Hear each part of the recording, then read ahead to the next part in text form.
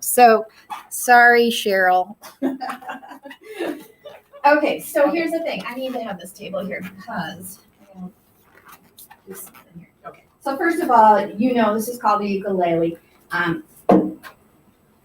Will you pick it up and show me the front? You get it? Okay, now can you show me how you would hold it? Okay, so just like in EOS, like I'm seeing how she's adapting herself to something that she's never played before, right? Maybe kids have had books in their hands, but we still want to observe. Okay, so you said it's a ukulele, you know how to pick it up, you know where the front is, and you know how to hold it. Awesome. So how about if you play a chord for me?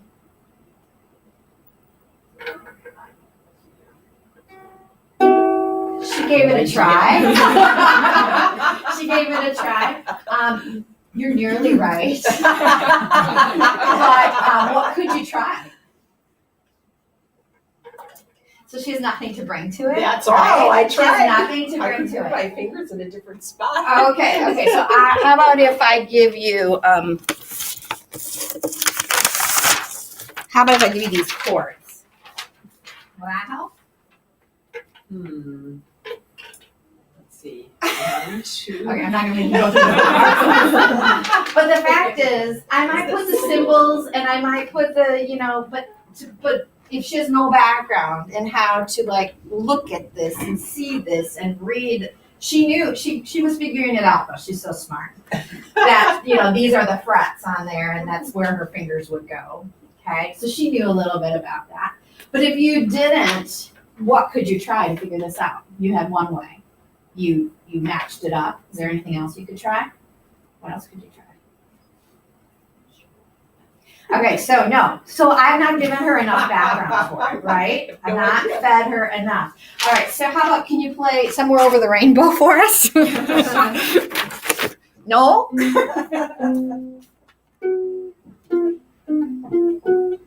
Oh! She makes great approximations. That is impressive. Nobody in the sessions did that. It's her violin It's the violin background. Yeah. So really, her violin background makes me think of children who've been read to who just like make up the stories, right? She had a little bit of something to bring to it, but so. Thanks, Laura. So the fact is, this is a complex process, just like reading is a complex process, and there are so many pieces to the pool of knowledge that you would need to learn how to play Somewhere Over the Rainbow with automaticity. Okay, I'm not there yet at all. So, what I'm working on, I think I decided I'm somewhere like probably in transitional. Like I know all the chords, but they aren't automatic yet. So, fun. yeah. All right, so that is the part that I'm going to help us think about as far as complex processes. I'm going to relate it back to that ukulele once or twice throughout the session. Throughout the session, though, there are 4 understandings that I want to help us build before we get to the end, where we're really going to be thinking about how do we support strongly for hearing and seeing, so that when we ask, what can you try, a student can try some things and be successful. So the 4 things that we want to think about are really understanding the complexity of learning to read and write, and I feel like that's what we do every time we get together. How we really need to be deliberate in setting up the foundations for more complex work that will come later, and how we need to be mindful today of what is going to be coming at the end of round or in more higher complex books, okay? So whatever procedures, whatever work I'm doing today, I want to keep in mind, okay, how is this setting them up, okay? And then, of course, there's the part about keeping it easy enough, okay? And then the supporting strongly for hearing and seeing. all right. So Clay says our whole goal, it really is, we're fostering that independent problem solving. And we have so many ways that we develop that. from day one enrollment to the last session that we have with them in week 20. Hi, Becky, you're safe. I'm glad. It was 29 miles an hour. Oh. 29. He stops. Oh, I'm so sorry. I left you guys to Okay, I'm glad you're here safe and sound. Okay, so the fact is we're working, everything we do is to develop that independent problem solving. And these are the things that she gives us. There's a list in literacy lessons that says, these are the things we do. We've talked about every one of these at different times during our CPD sessions about prompting for constructive activity, working with the new knowledge, accepting their initiations, all of those things. I don't need to read all of them, but these are the pieces that Clay gives us to set up this independent problem solving, okay? And if a child is not there and not showing that there's some independence, we can come back to these and go, okay, am I missing some pieces as far as my role in setting this child up for independence, okay? So, key understanding 1 being the complexity of learning to read and write. So going back to that understanding of a complex process, we said that to learn to play the ukulele, there are things that need to be learned. You have to learn how to hold it. You have to learn how to strum. You have to learn how to read chords and then put your fingers on the chords. All of those pieces need to be. There's also a pool of knowledge for learning to read and write, okay? So, I'm just gonna skip over that, okay? And then we're thinking about that pool of knowledge. We need to continually ask ourselves some questions about where the child is in phonological awareness, where the child is in sense of story. Okay, so like that's kind of what you were saying, like sense of story is a big thing. Vocabulary is a big thing. We want to know where they are in regards to understanding visual information, where they are in understanding semantics and syntactic structures. So what do they already know? What is it they need to know? When do I add something new? How do I add that new bit? How much practice is actually needed? Okay. And then this one I put in blue because this is me often. I'm adding too much too fast because of my urgency. And if I add all of those things at once and the recipe doesn't say to it, have you ever seen a recipe where it says add this and then this? And I'm always like, why can't I just go like this? But I'm assuming they wrote it that way because there's a reason for that. So it's the same in thinking about our kiddos. Like we all have urgency for our students. And I actually mentioned the conversation I had with you, Dawn, in the presentation because you were talking about your little guy and you're like, I moved him too fast to these levels. And it's because of our urgency, right? We just know that we want them to be successful and they've shown us bits and then we get there and then they fall apart and we're like, okay, there's some foundational information that wasn't as secure as I thought. So we have to be asking ourselves these questions constantly.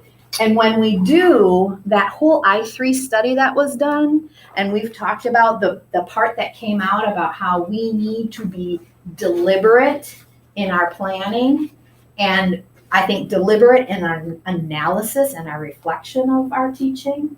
And then we have to have instructional dexterity, which is the piece that talks about when something is going and I'm in level 6 and things are falling apart, how easy is it for me to adapt and switch and go back to an easier level, or analyze and switch even in the minute in a lesson where the child's reading a book and it's totally falling apart.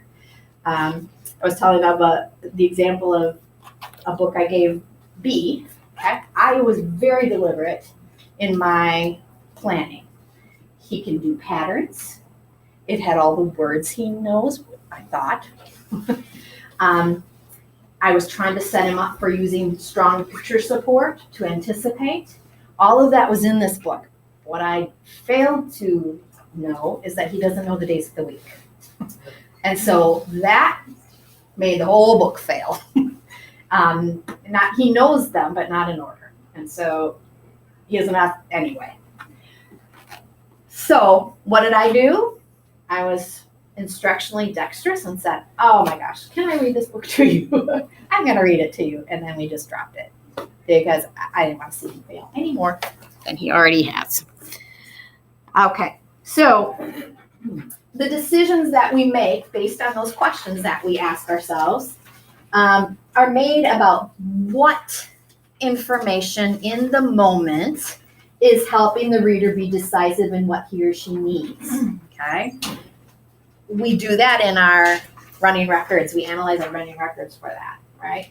I love the conversation we had this morning, Angie, because she was like picking apart what is successful for this child and what is really hard for this child. He only likes nonfiction. While it's hard to teach a beginning reader using only nonfiction, but his behaviors also are like, I'm not going to do this. Not going to do it unless it's nonfiction. So we want to think about what information is going to help that reader do the work he needs to do to be decisive using this pool of knowledge: phonological, orthographic, okay, the visual spelling pattern piece, syntactic, semantic, and sense of story, okay? So thinking about that, these are just two prompts that I have come to use very often. I use them daily. When I'm thinking about what they can use successfully, I stop and I'll say, is that helping you? Okay, if they try something, whether it is or isn't, okay? I want him to be metacognitive enough to say, yep, that helped, and keep going. I don't always say that. If it's working, I don't want to disrupt the good work they're doing. And if it's not working, then this prompt of, let me show you another way, okay? Let me show you something else is what I use. Okay, so coming back to the whole idea of all of that complexity and knowing our students, knowing when to dip in, when to be dexterous, all of that, and the procedures that Clay gives us early on in lessons, from roaming into those procedures of, learning a word letter by letter, all of those procedures. I want to be mindful today about those procedures, about how they are impacting what I want to happen later on. We're going to get into that a little bit deeper later and really break some of those procedures down and what I mean by that. Okay, so the second understanding is be deliberate in setting up the foundations for the complex work, like I just said. So these are the complex things that are needed to play the ukulele. It's on your handout. I know this side is there already, but just turn to a neighbor really quickly and talk to them about what it is a child must know in their beginning of learning to read and write. You can say what's on there, but see if you can add more. What are the pieces of the puzzle that, if I were going to make a list of what is needed for a child to be able to read and write, what would be in that list? Okay, so just turn to someone and chat a little bit about that.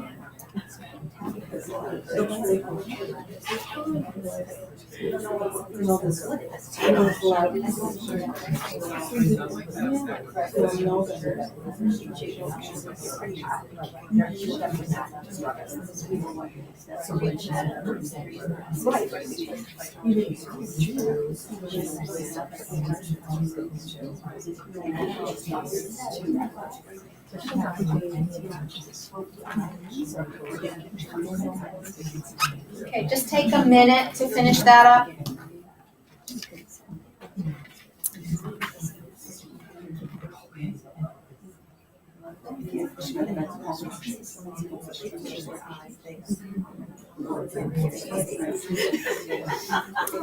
Okay, so let's come back together. This it shouldn't have taken us very long. We're very expert reading teachers, so I know that we have a list that we can just pop out. Yes. You tweeted this article. Is this something that we've had as a? No. Okay, I loved it. Yeah, it's good. We can talk about it if you want to share it at the end. Yes. Okay, so what are some things you shared? What are some of those foundational things that need? You can just call them out. One-to-one directionality. One-to-one directionality. What is a letter? What is a word? A letter was a word. What is a space? What is a space? All of those are this, right? Even knowing the letters and the direction of the letters and the. Which is what that article is all about. Okay, so yeah, we can talk about it later, but yeah, what is a letter? Which way does it go? How does it stand up? It's really.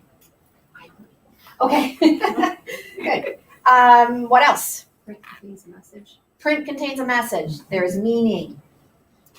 What are the markings around it? No. Markings mean them. All those little dots and lines that go at the ends of. Yep. And the words that come out of our mouth can be put into text. Okay, for writing. Yep. What I say can be story. Print. Okay. All right. So these. Story. The whole concept of story. Yeah. So I was in 2 sessions of Todd Hartman's. Wednesdays was a longer session. And I mean, a lot was just affirming for me. But one thing he did share with us is about creating backstories for like A's, B's, and C's, which have no real meat. But of course, you know how funny it was when he was sharing it. Just like we have to create sense of story for students to be able to be engaged. Okay, so when you have a story that's just, I like this, I mean, that doesn't really have sense of story, but he showed some ways to create sense of story, which we can do another day. It was actually very fun. So none of us really said this part, I don't think. But we have to have some phonological awareness. We said knowing what the letters look like, but we have to know sounds and we have to know how they work together and how I can say a sound and record a sound and all of those kinds of things. We have to have some control of oral language structures in order to be able to anticipate what is coming in literary world. Orthography, meaning that supports all problem-solving patterns and sense of story.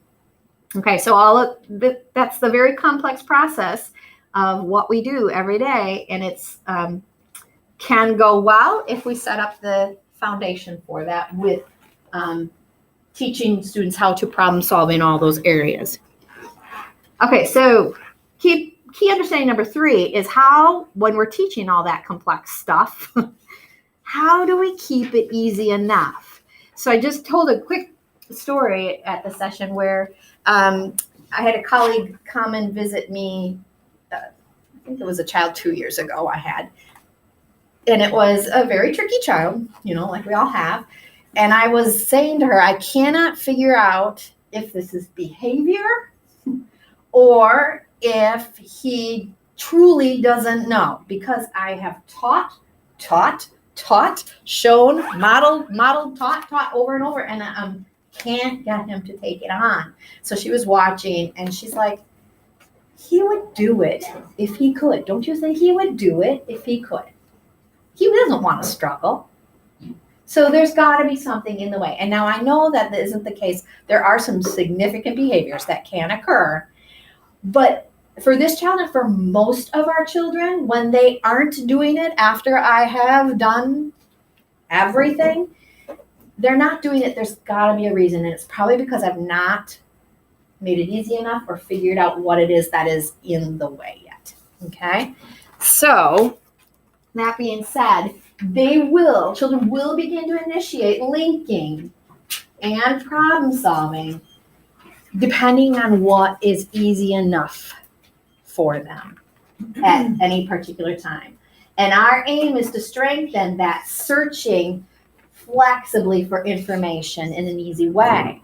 So again, I'm going to get to a place where we're going to dive into literacy lessons, and I want to show you those prompts and things like that, and show you some video clips of how hard I worked to get this child to be able to do some searching. And even when you watch it, you're going to say it didn't seem easy for her, but it was easy enough for her to attempt.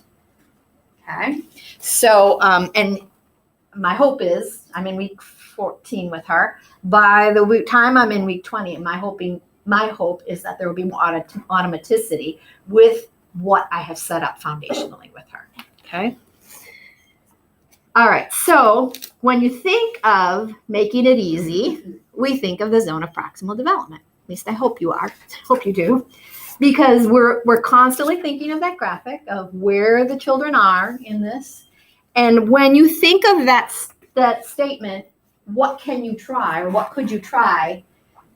This is actual zone of development and this is automatization.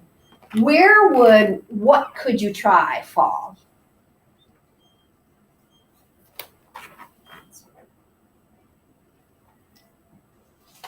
Not a lot of support. That's not a lot of support. Where would it go? You do. It would be in the you do, right? What would be here then? Scale of help. Okay, so modeling and it's like recursive. We can go be here over and over and over. And then if we get our finger in for them, yeah, then they kind of right. But if my finger's still in there, I'm still here, right? But as soon as I say, I keep my hands out, they're stuck, I say, what could you try? Here's where we are. We're in you do.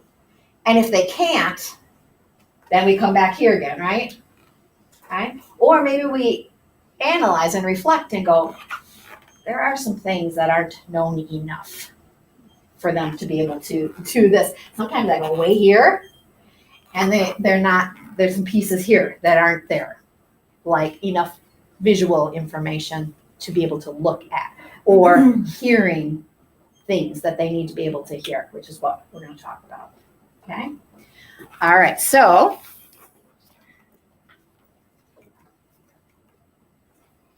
asking the question, what could you try, means that we assume they can call up some information and they can explore many possibilities and make or reject those possibilities.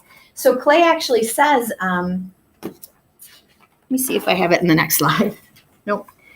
She says that we shouldn't say, what could you try, until we have evidence that they are searching flexibly. Okay? So think about what that means. I'm not going to say, what could you try, unless they are, she says, unless you have evidence that they are searching flexibly. When you say searching, what does that mean? Turn to a neighbor and think about what does searching mean? Where do you see it? What does it look like?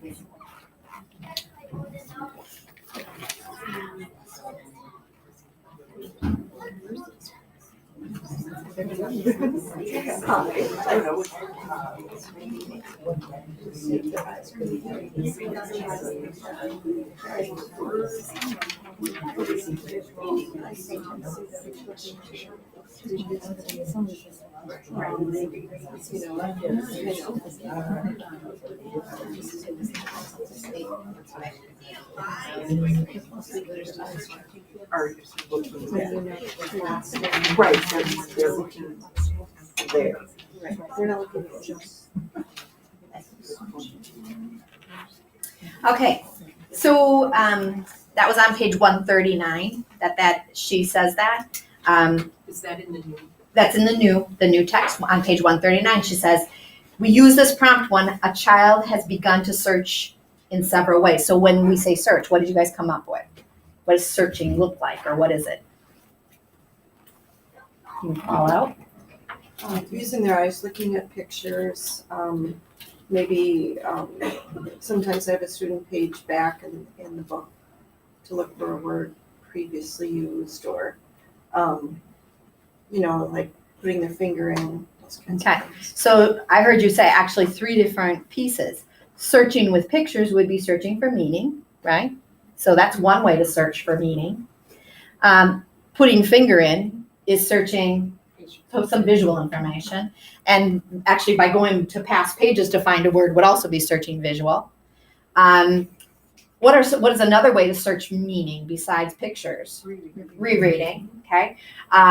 Searching for structures comes just from what we know.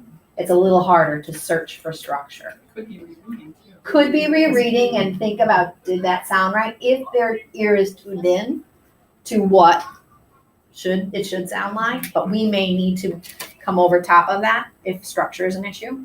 Okay, but searching isn't, I think sometimes when we say search, visual comes to our mind, like searching through words. But searching is flexibly searching meaning, structure, semantics, all those kinds of things.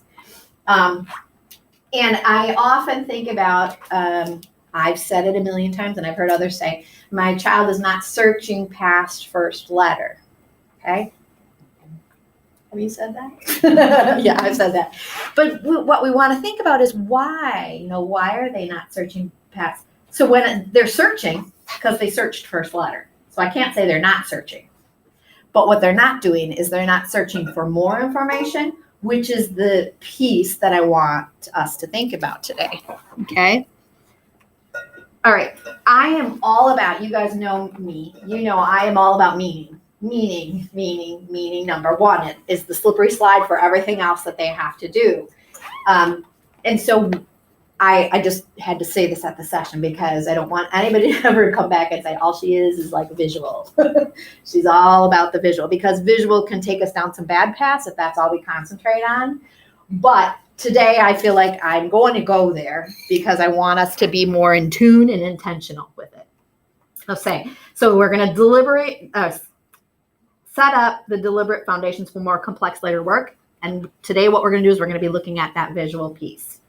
All right, so these prompts on 137 and 138, and you have a handout actually that I put together for you, okay? As I was researching how to present this information, I really stumbled on these prompts. I was stumbling and trying to think through them. And when I say to a child, does it look right? What truly is it that the child needs to be able to bring to the table? Like to know what I'm even asking them, okay? When I say, what can you see that might help? I wanted to think through what that actually means the child needs to be able to do. So this handout here is my grappling with that, okay? I'm giving it to you so that when you're sitting next to kids and you're asking these prompts and they can't do it, I want you to think about what maybe is in here. And this maybe isn't everything, but it was just my thinking through it. So like if you look at the one that says, does it look right? Okay. These are just my bullets of some things the children need to bring to the table. Like they, first of all, need to know what looks right means. Okay. When I say, does it look right? I mean, that could mean a million things to them.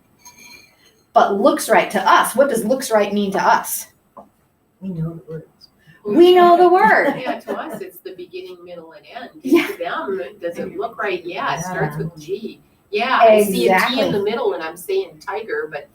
Right? So for our haphazard lookers, which we often work with, does it look right to them? Well, yeah, because that's how my vision of it is all the time because I don't really have left to right sequence of letters in order. Okay? Plus with their ELLers, that question could be super tricky.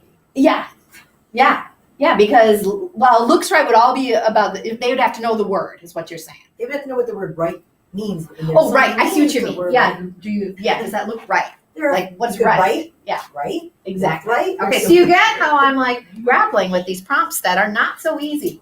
How to look at print, left to right in words, sentences, and across text. They need to have some understanding of that, okay?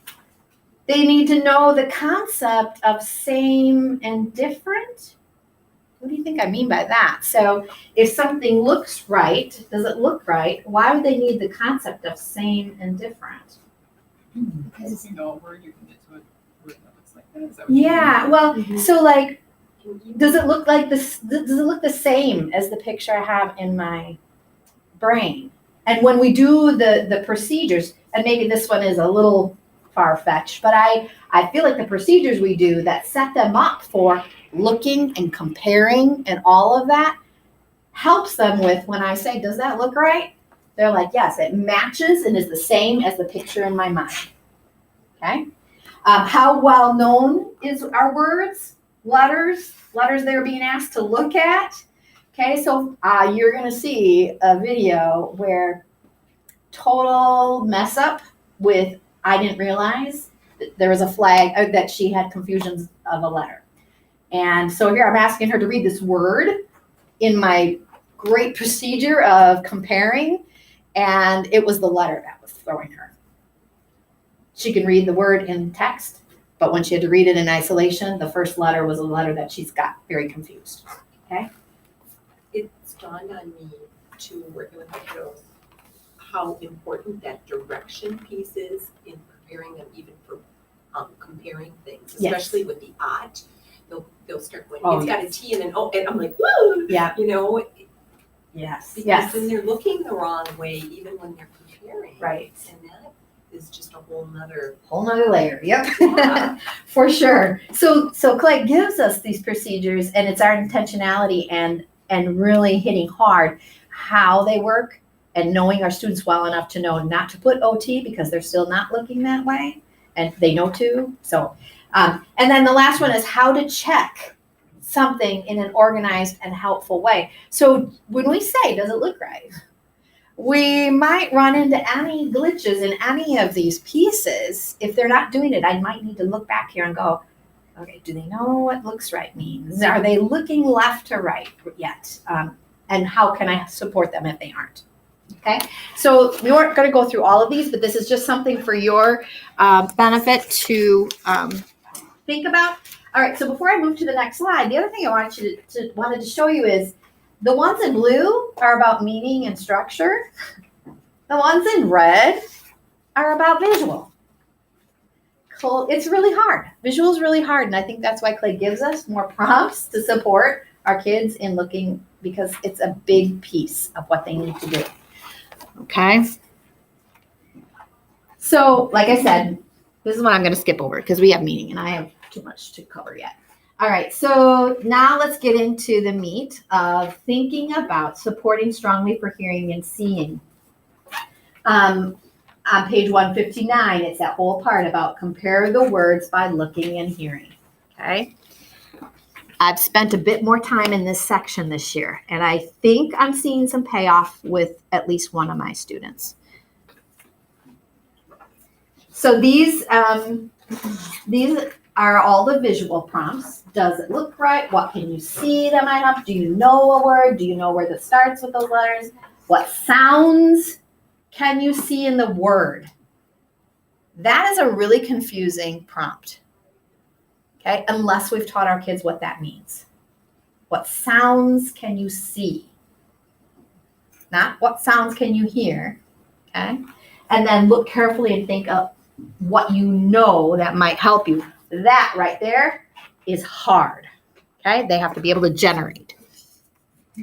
All right, so a page that stuck out in my research for this presentation was also on page 163 where she says, tutor your understanding means teach yourself, pay attention, tutor your understanding of seeing and hearing by asking yourself what things the child has to do when we say sounds like that, looks like that, starts like that, ends with that, okay? Help ourselves really understand what it is we're asking them. Okay? I don't think I ever saw this before, and then appreciate how difficult it is when we ask them those questions, okay? All right. So it's all about helping students gain greater control, attending to print. So these are the 4 places or 4 pieces that Clay gives us to build visual information for students. So the first one, I put these together. So at 62 to 68, it's about letter learning. Extending letter and word knowledge is on 70, 71, and 75. So if our children are going to get to a place where we can say, what can you try? We have to start here and think about how secure they are in this place of letter learning and word knowledge. Teaching a new word. So I'm going to show you a little clip of teaching Lily a new word. Hearing and recording sounds and words is about visual, okay, and hearing. And then breaking words using analogy, okay. All of these help foster their attempts. Now, you guys have seen, and we've talked quite a bit about learning a new word, but I'm just going to show you the clip anyway, because it's real. And this child, I haven't figured her out yet, but she's very visual spatial information is super hard for her. She's the little girl, I don't know if I told you about her, where when at the beginning of our lessons, when I would say, have her write, she would hold the pencil and it would be like, she would just look at the page like, I don't even know where to start. Like knowing where things go, and her letters would be, like, I think she made all of her A's in her OS with a circle and a line in the middle of it. Okay. So just visual, spatial, all of that has been really hard, but she has an amazing first grade teacher, and we have been working our tail off. Her teacher even keeps her for 15 minutes after school and is supporting some extra stuff that we're doing. I just love her to death. But the thing is, I know for Lily, she's using meaning and structure. She's at an 11, 12 right now. But I'm cautiously saying that because meaning and structure is what is bringing her to that. And meaning and structure, and she has some ways to solve and search with meaning and structure. The visual piece is still super, super hard for her. I just did a writing spree, not last week because I wasn't there, but the week before. And she wrote her own name, Lilly, 3 L's. And she wrote cat, C, and then she did T, and then she put the A right on top of the T. She was good with that and moved on.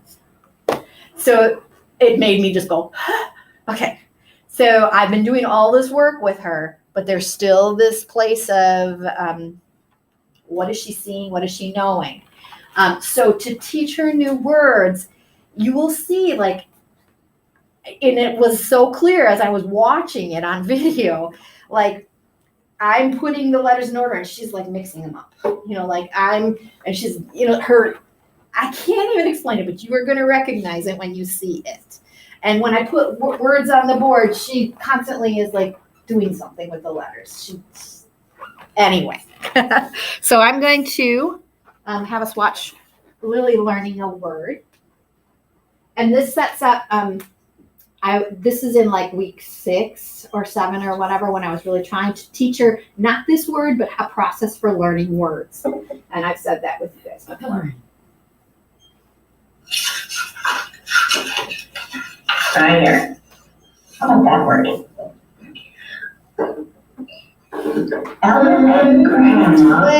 Went. All right, that's a word we're going to take a really good look at today and learn. Okay? Went. How many letters are in went? 4. All right. What do you see at the beginning? See me grab her hand? What is that letter? W. Good. What do you see next? W. What's next? W. So we see W, then we see? E. Yeah. When. And then we see? N. And then we see T. All right, now let's run your finger underneath it and say went slowly. When. Underneath like this. When. See what she's doing?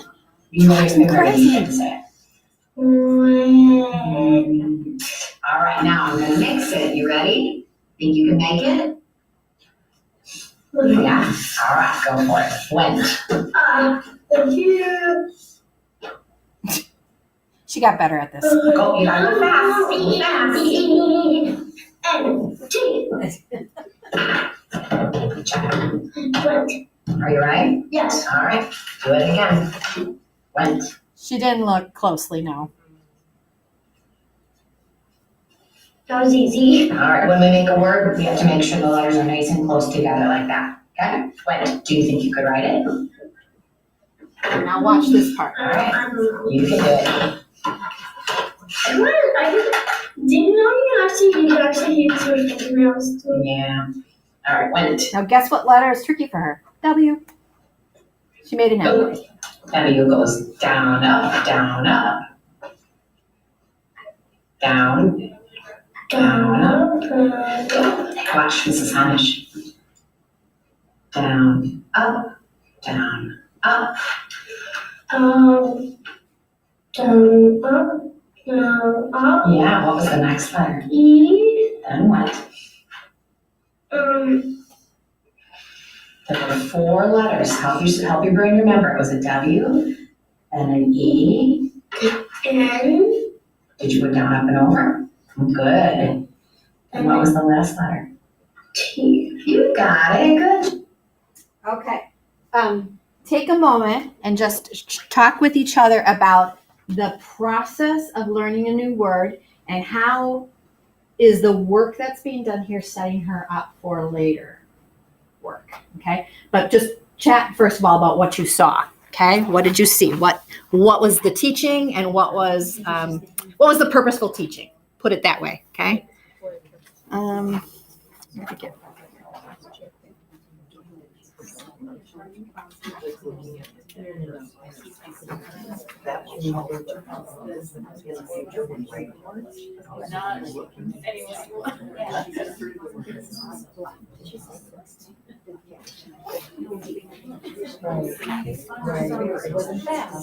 Yes.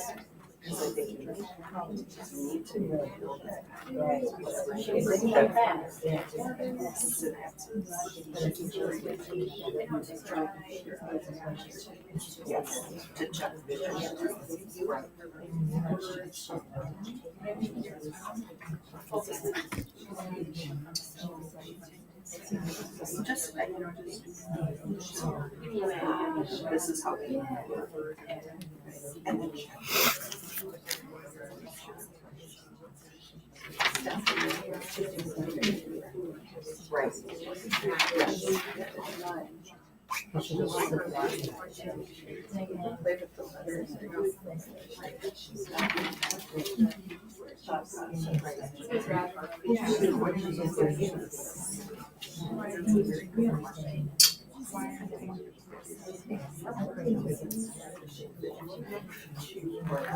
Okay, let's wrap up the conversation.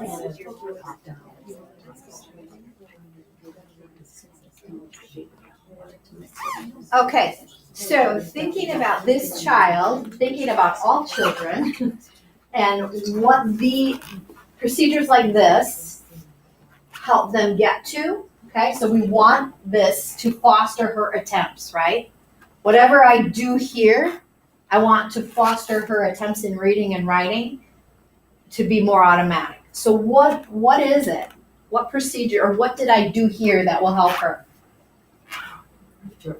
I think everything you did was helpful in the left to right, in Left to the right. order, in the learning of the letter. You adjusted to what she needed. But the bigger question that I was wondering, and I think we all have these, was her affect and the Yeah. lack of urgency. It is, I know. It's her though. It's her, Yeah, so, but we all have students like that. right? And how is it that we get that fire under them to be actively engaged? There are pieces where she is, but overall, personality wise, like, I'm gonna say this, but it could be very off, like, I think there's a little spectrum issue going on. She has some obsessive things, but I didn't, the fact is, I think we just have to keep them accountable for the learning. I can't change her personality. I can do everything I can to engage her and hold her hand so it doesn't like the letters and all of those pieces that I learned about her. But I just think you have to grapple with the student in front of you and help get to the learning that needs to be done. Okay, so, sorry. Oh, you were very persistent on keeping it to the visual.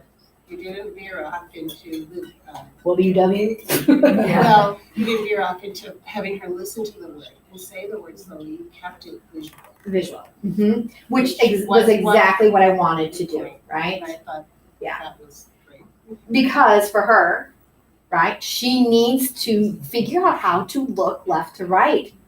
And that was a question I was wondering is, even though her finger was under and going left to right, was she really looking left to right? Honestly, I don't Or know. is she just going through that Yeah. motion? You're talking about the And then affect too. my other piece would be, does she understand?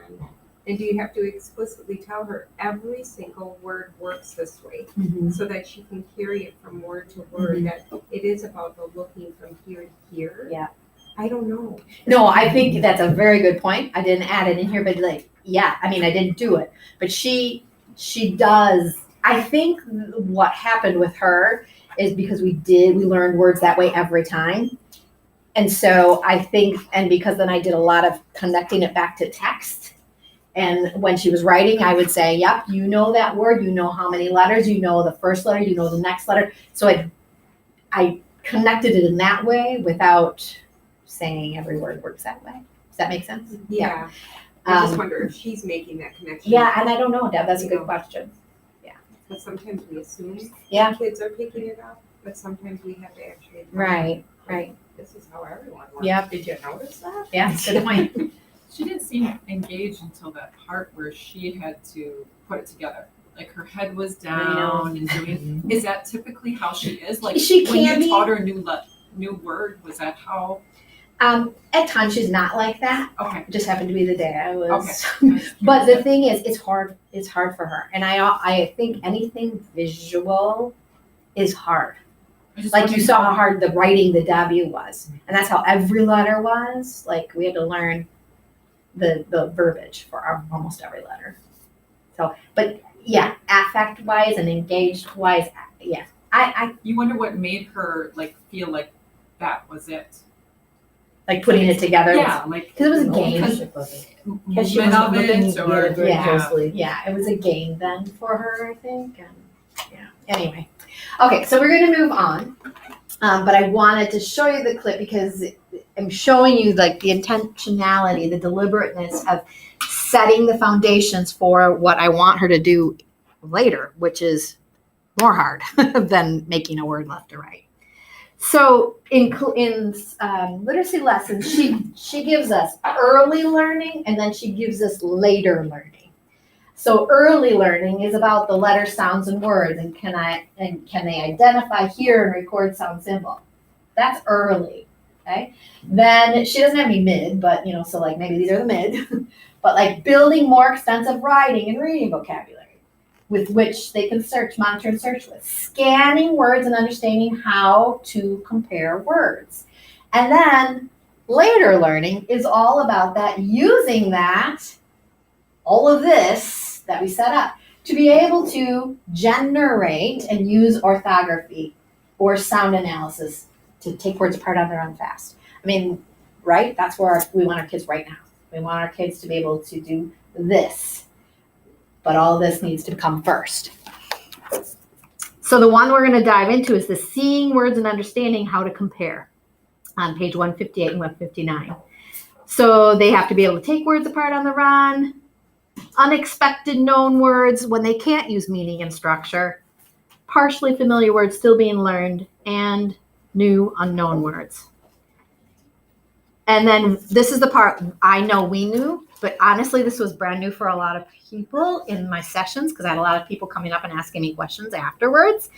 This whole part about they need to break and construct words in order to work on words, and that work, not this one, actually, the next slide, about it has to be done sparingly. We're not going to spend our whole lesson on working on words, okay? This was the part that they were like, what? So working on words in isolation occurs anywhere in the lesson. And if you need extra time in isolation, you just squeeze it in a little bit at the board. And one person's question was, well, how do you know when to go to the board and when to do it within the lesson somewhere? I bet someone could answer that. I would, what do you think? Too much, but I plan what the word work's gonna be, but then if it's before I actually do it on the board, something pops up and we do it on the table. And because of time, I think, okay, we did it here and it may pop up again. And I'll just cross off that I didn't do what I wanted to do Okay. because something Okay. else cropped up. Anybody want to add to that? And then, just for recording purposes, it's like you can write in that word What you part did. what you did. Yes. And that was really an aha, I think, recently with Alyssa's visits. Mhm. So Okay. I think, Yeah. I personally am not much different from the people Right. who came to you going, what? And then when Yeah. Mary Schmidt came to visit me too, she would say, can I come in? And then she would do it. And then I would hop up to the word. She goes, you don't need to do Right. So I feel like something to sort out then is, are there reasons to do it at the board?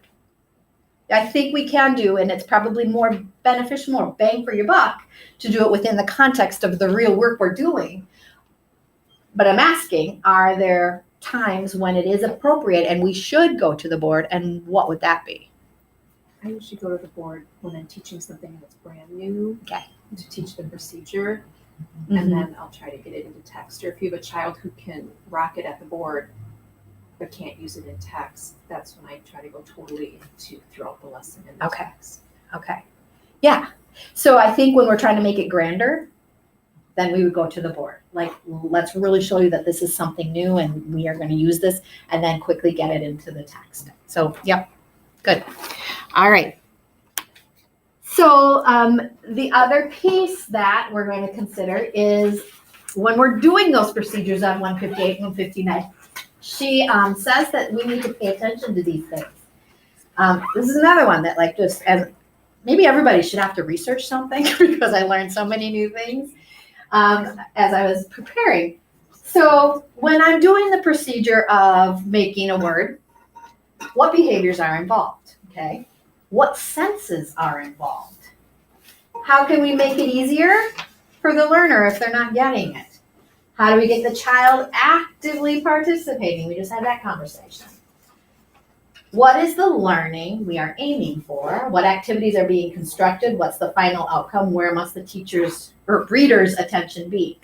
I put these in blue because I think they're super important. Hang on one second.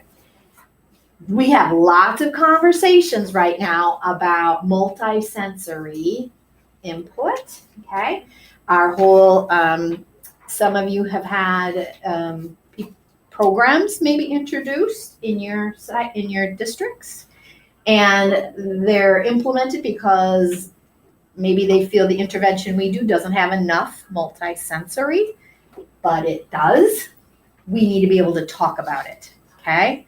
So I'm gonna have us do a little bit of work with this because every procedure we do has visual, auditory, movement, and other things attached to it. It's just, are we doing it with fidelity, okay? And then the other piece that I've highlighted here is when we are doing those procedures, are we being mindful of what this procedure is helping us aim for, okay? I never want to do a procedure up at the board if I'm not thinking about that last, or that graph or table that I showed you where, like, these procedures help with these behaviors, okay? So what is it the learning is aiming for when I'm doing any of that work up at the board or within context of text? What is it I want them to get to, okay?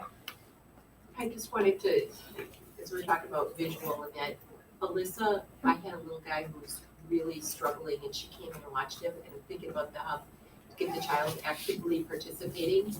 She got him actively engaged in learning the word looked, because she said, isn't that weird? And she was showing it and pointing out it was a weird thing about what we were seeing in print. And he was like really engaged with this. So that I'm wondering if sometimes I was doing that with my other kids then too, but Mhm. pointing out weird things. Oh, sure. If kids saying like it's weird. to them, then it's like, Yeah. oh, well, this was interesting. Yeah. And I don't know, it's just, No, right. it was helpful Anything me, to so I get thought I that would share active it. participation because, like, yeah, you watched Lily. She was a bit apathetic and things. So that is a concern of mine. And anything we can do to spark that is good.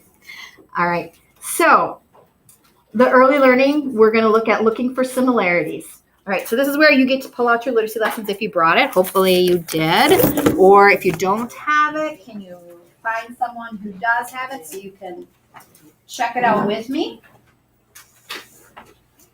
So 158 and 159. All right, so this multisensory approach, I said, let's be able to talk about this with people who might be asking how we use multisensory approach in reading recovery. So the first one where it says learning on words I know.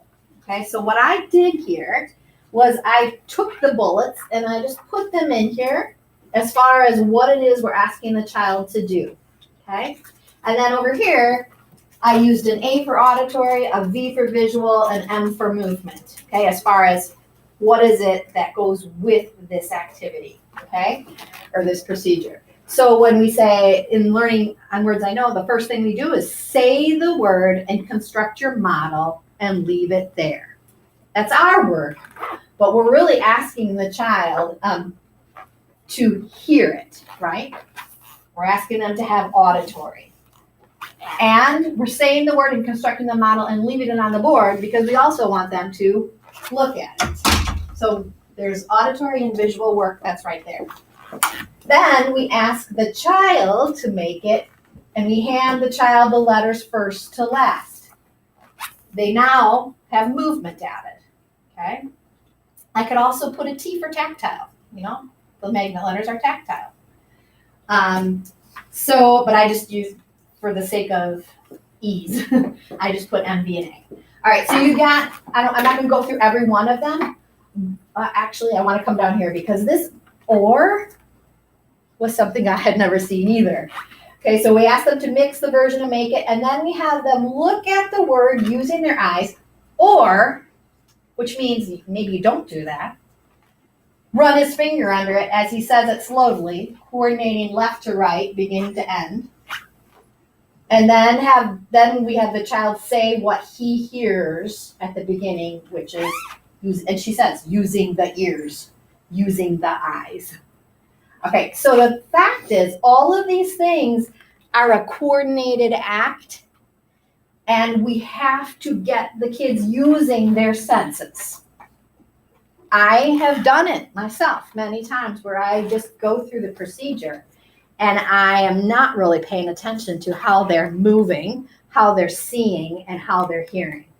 If, like her, like Lily, is all over the place on the board, I have to be really purposeful about, did she see what I needed her to see? Did she hear what I needed her to hear?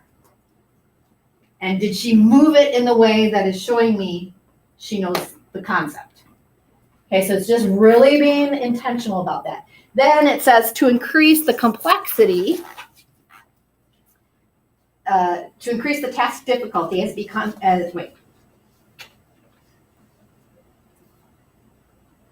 Did I get all those? Yep, okay. Then to increase the complexity, you place the correct letters on the magnetic board scrambled, or, so one or the other, find the letters from a larger array, or have the child write the letters.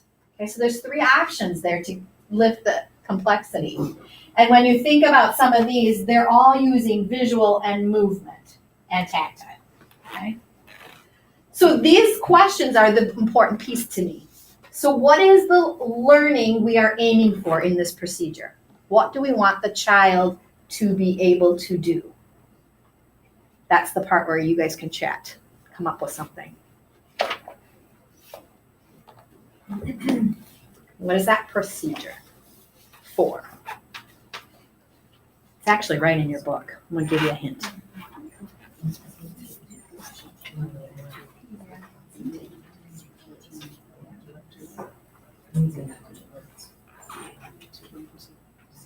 You see it?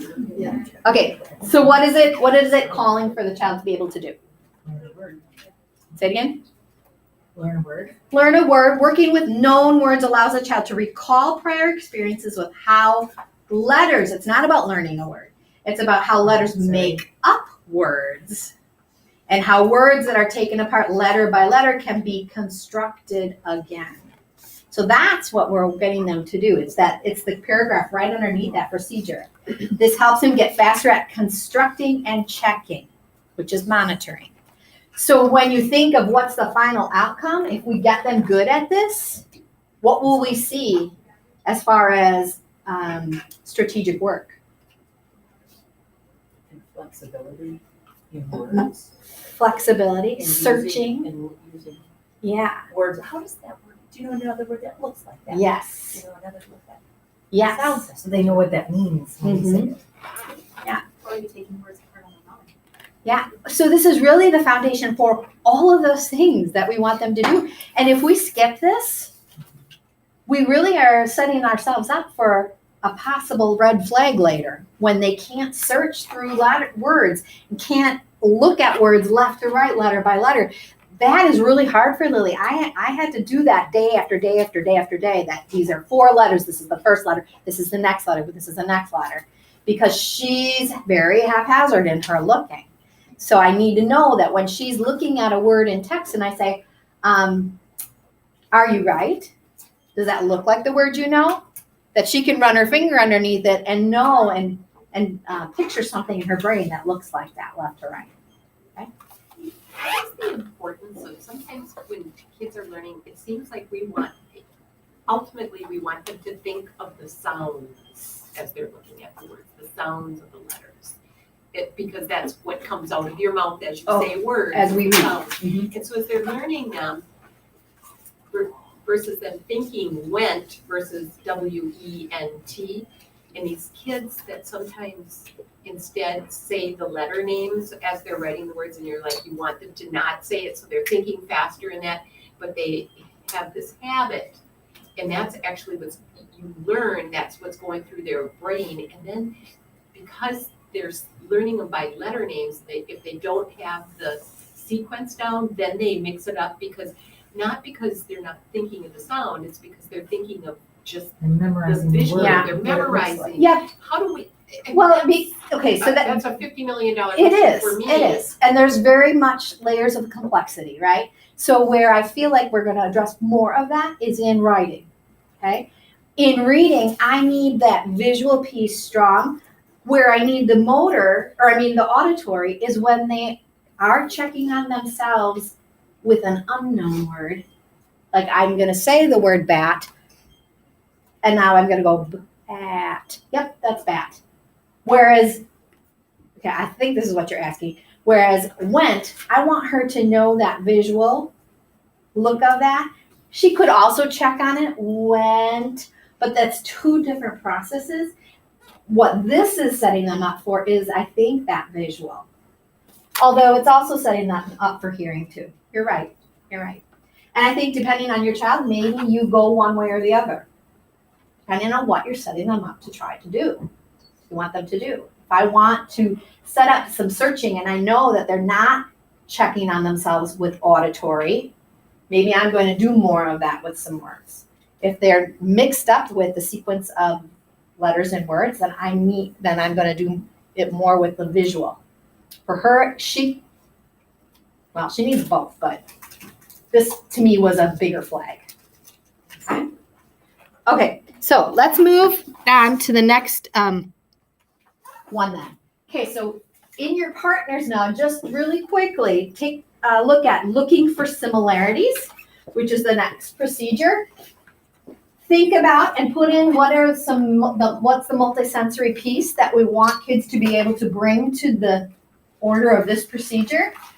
And then more importantly, don't do this one yet, just do this one. More importantly, I want you to think about what's the learning we're aiming for and what would be a final outcome that I would see as far as strategic behavior, okay? So take just a few minutes to do that with someone. We're doing good.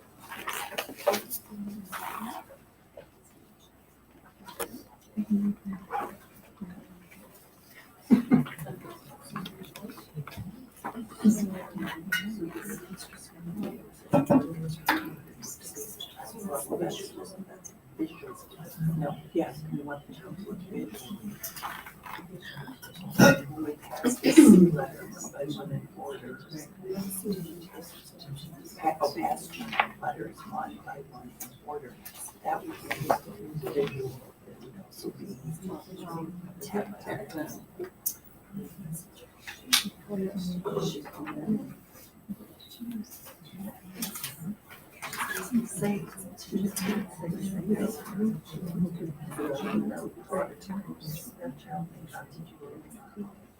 That again would be visual and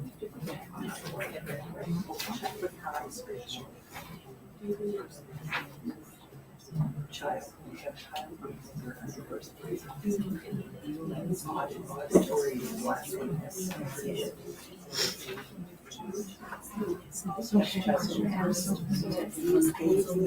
Oh, it's audio. That's what it is.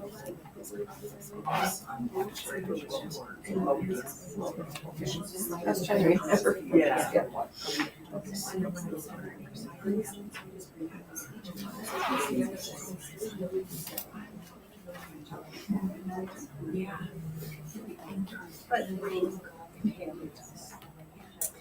Okay, should we come back together? Maybe you aren't all the way finished, but we can finish it up together.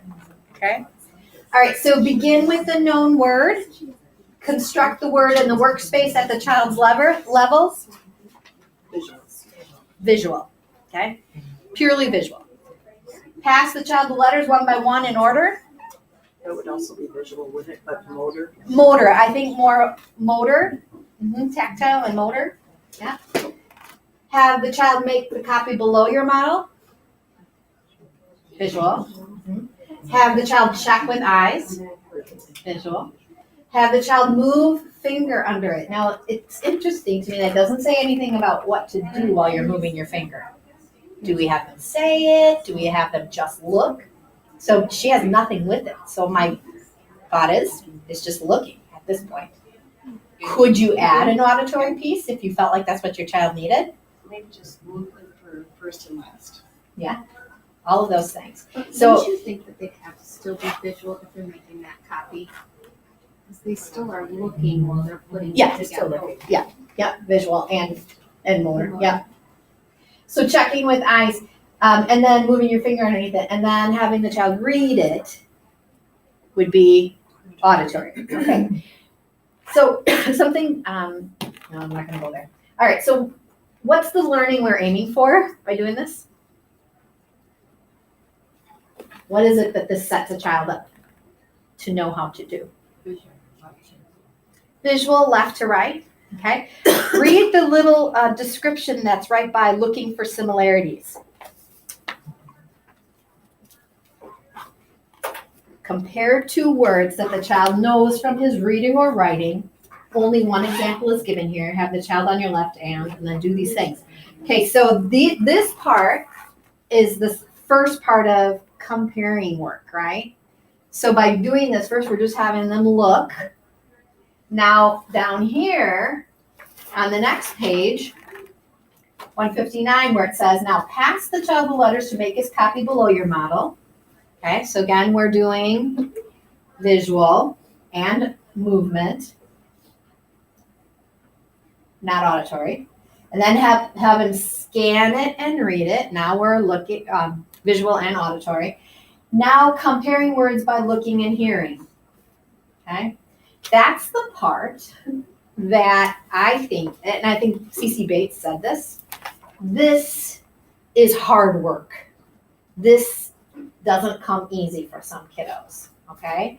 And I think sometimes because it's so hard, we back off a little bit.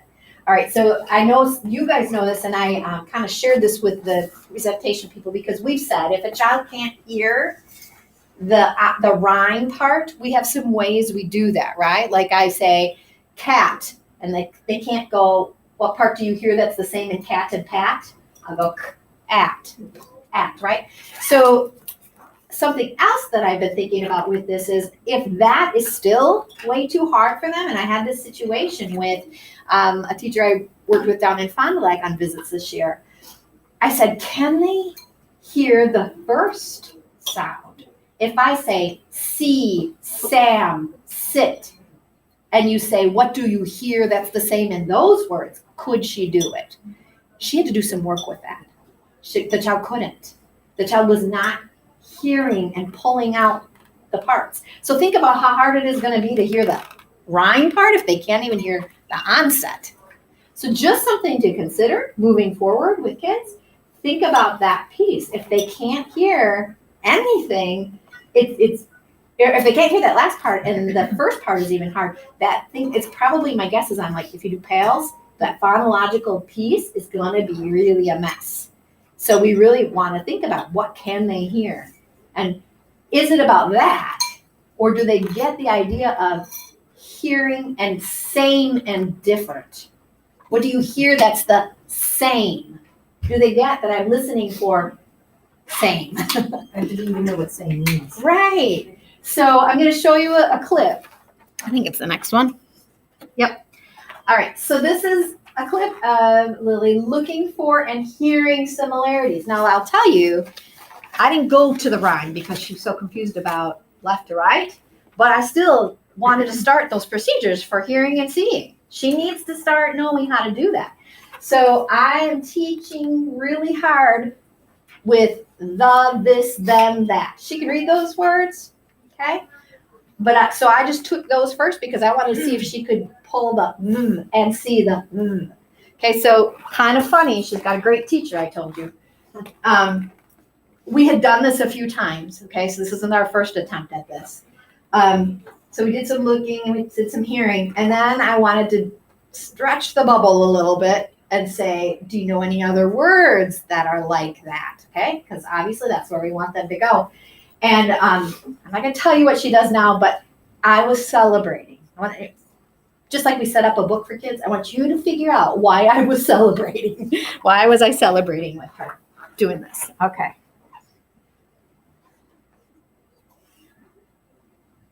Three words here.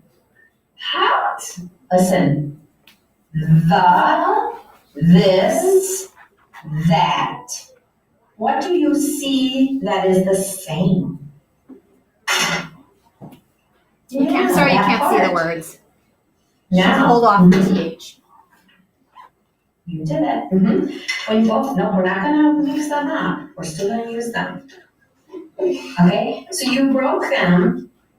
Now what does this part sound like at the beginning of all those words?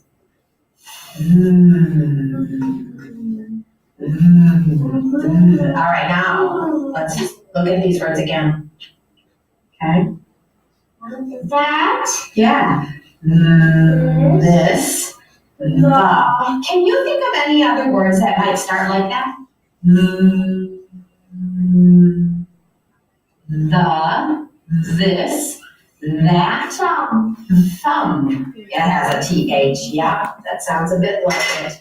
Okay, so if you see some words or you're going to write some words. Okay, so I was just connecting her back. Okay, so first of all, Connected probably to the linking chart. she did. So what she connected, so the whole goal of this is to compare by seeing or hearing, which sets up for reading, right? It's going to be about, I see this, do I know any other words that are like that? And for writing, it's going to be, oh, I know the, I can hear that. So hearing and seeing. What she did for me there was what? She said, like thumb. She did seeing. It's visual. It's visual. So she could link TH to something else she knows. My guess is if she had to write something and was like, she may not yet be able to come up with TH, okay? But the fact is, the concept was about hearing and seeing, and she was able to do one part of it. So celebration, I thought. All right, so, I keep going the wrong place.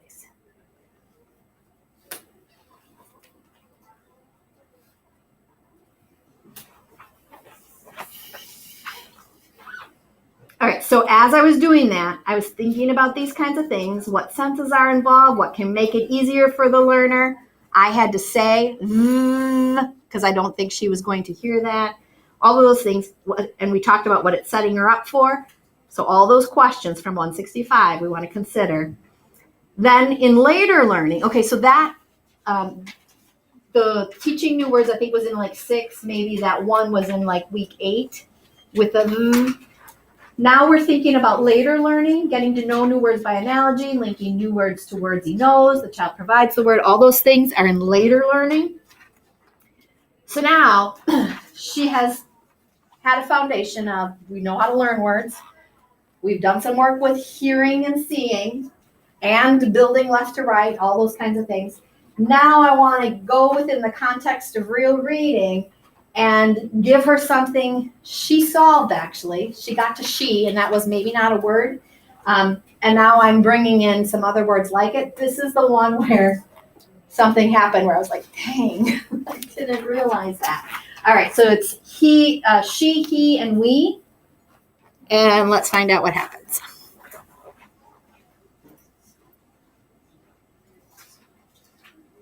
So, honey, you did some good thinking. When you read that, you were thinking about what could make sense. I'll show you a word. This word right here is, yeah, look at this. If you break that word, how would you do that? You got it. That's what they do in the Watch. classroom. She. They break it like This is another word you know. So I'm not touching it. What's that one? What is this next word? You can break it. H and F are confusion for her. Okay. C. Oh, are you wondering what this sounds like? Yeah. What's it like? H, H. Come here. H, H. Yeah, so now do it. Yeah, that word says he. Those hands. One more.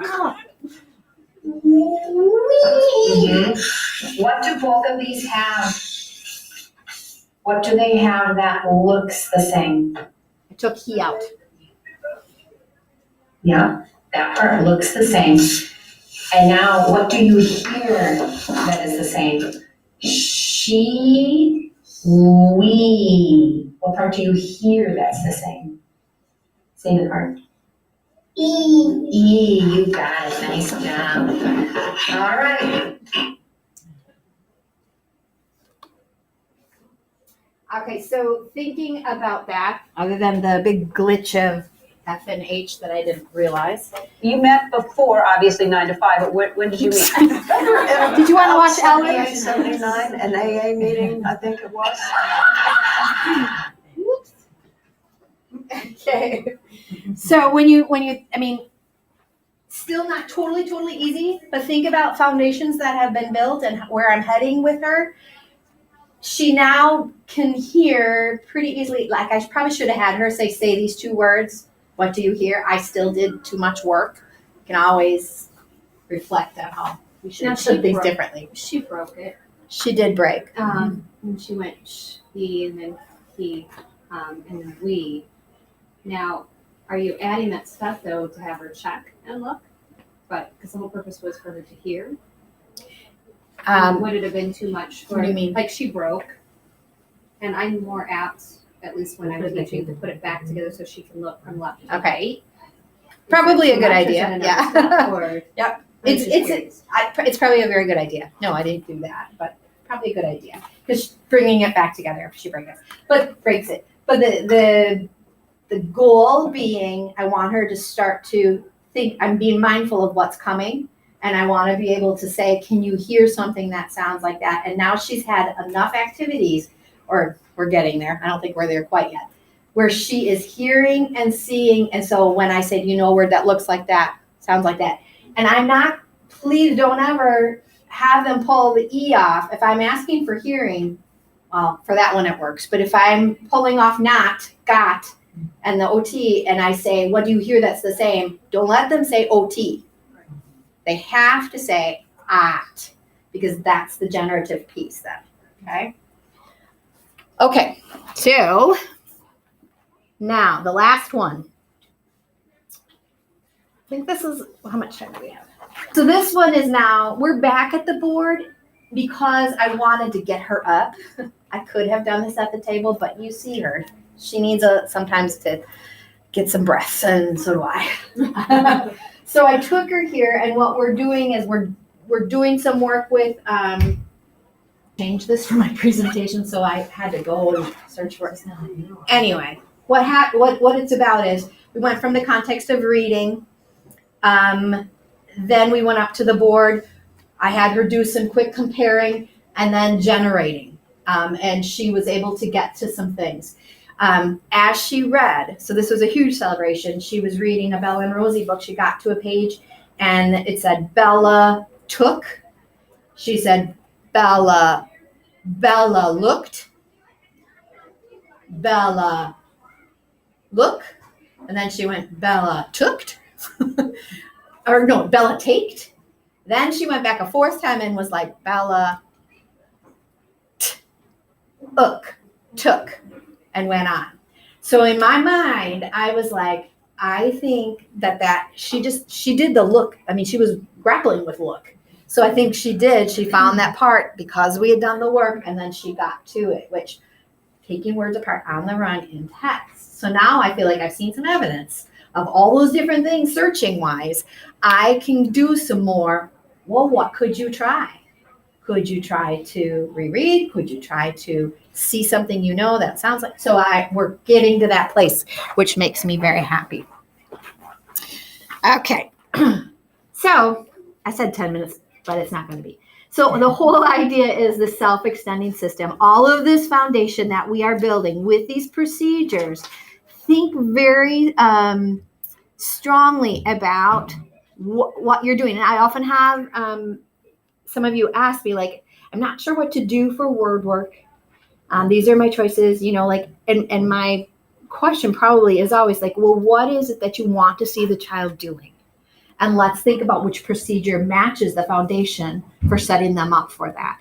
Now, if we're way up in these levels and we're still doing letter by letter, I'm going to probably say, those should have been done back here. Okay, so really think intentionally about getting these things going early on. Now we have a new round of kids coming.